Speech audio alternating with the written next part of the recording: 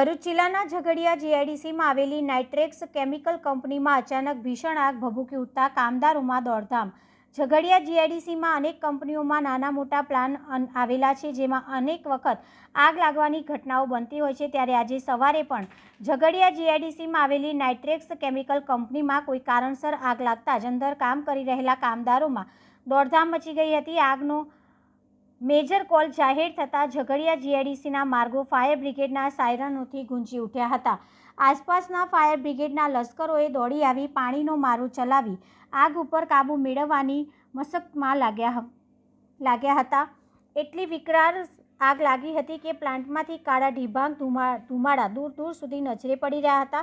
આગના પગલે કામદારો કંપની ગેટ પર દોડી આવ્યા હતા। આગની જાણ થતાં જ ફેક્ટરી ઇન્સ્પેક્ટર, જીપીસીબી અને પોલીસ સહિતના અધિકારી પણ સ્થળ પર દોડી આવ્યા હતા। જોકે કંપનીમાં આગ કયા કારણસર લાગી છે તે જાણી શકાયું નથી। હાલમાં ફાયરમેન આગ ઓલવવાની કામગીરી કરી રહ્યા છે।